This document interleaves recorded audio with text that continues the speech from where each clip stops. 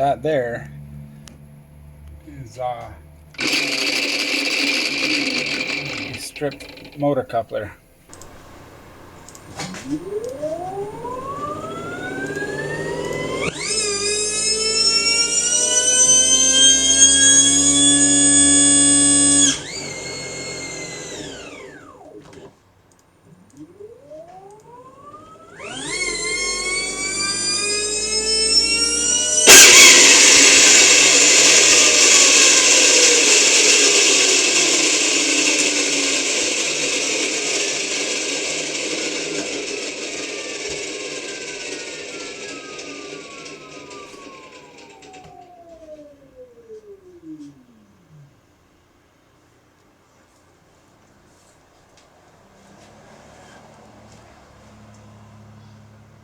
Well, that was exciting. I think I'm done. Well, it finally happened. Stripped the motor shaft, actually the coupler between the two motors on the dyno. Quite a bit of good testing. You know, I basically was able to do at only like 320 volts on the input. I was able to do 125 kilowatts in only at 700 phase amps, which is below what I've been able to push this to so far, and over 100 kilowatts out, so like roughly 90% efficient per side, which is motor and controller on each side running at least 90% efficient. Looking really good. Lots of good testing going. Had field weakening working really well, had it revving out really well, had lots of good stuff going. So I'm going to pull this apart and have a look at what the dyno coupler shaft looks like and what the shaft on the motor looks like. Might be trying to find another leaf motor. I kind of wanted to take one of these motors and spin the motor to the moon and see at what RPM it explodes. Might not do that with a controller hooked up. I might do that with like a belt or something spinning it. Nonetheless, we'll see what this shaft looks like on the motor once I get it apart.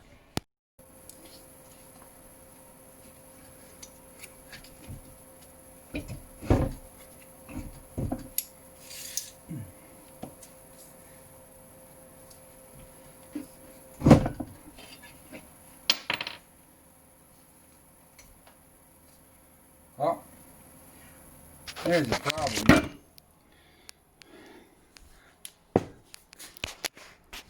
That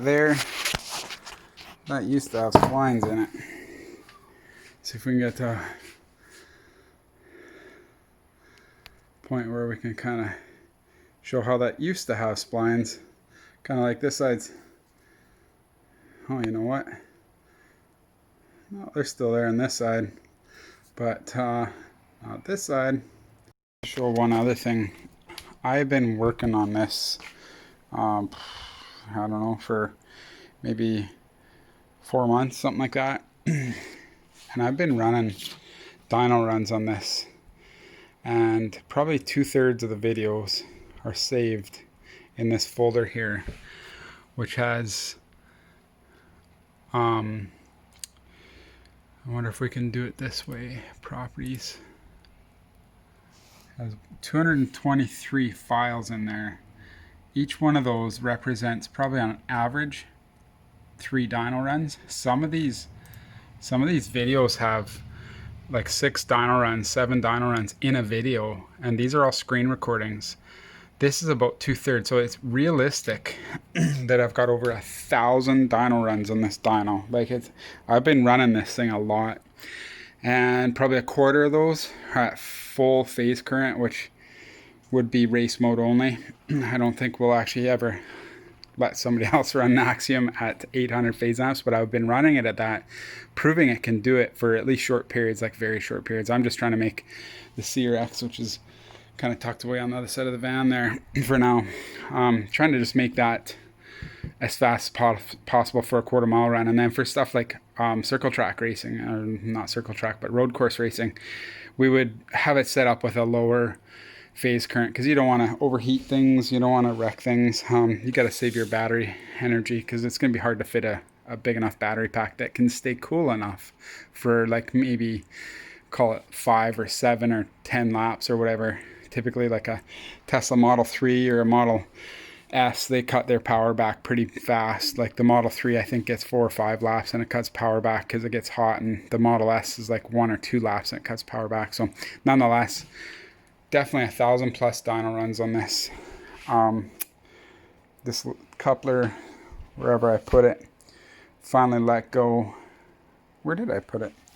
And that's basically it for now. I need to find the coupler, and then basically need to figure out what I can do to make a new one. There it is.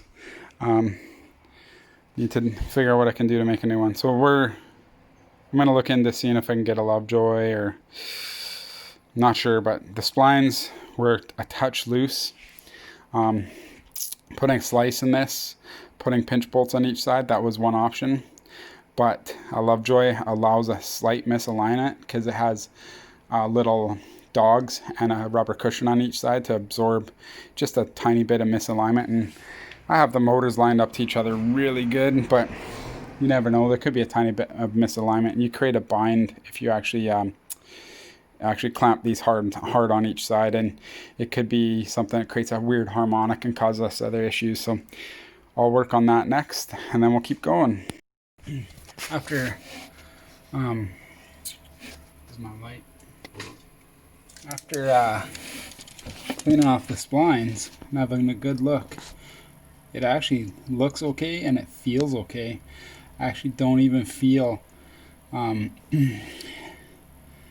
honestly don't even feel any damage. Put my fingernail up and down the spline to see if you can feel any ridges from where the coupler let go, but it seems okay. So I think all I need to do is basically, I also put the coupler on backwards, put the splines on the good side, the good splines on the coupler on both motors, and they feel the same. So I think the motor is okay. I just need to build a new one of these or get a Lovejoy. Unfortunately, this is a spline count and size that Lovejoy does not make, so we're gonna have to get somebody to custom make something.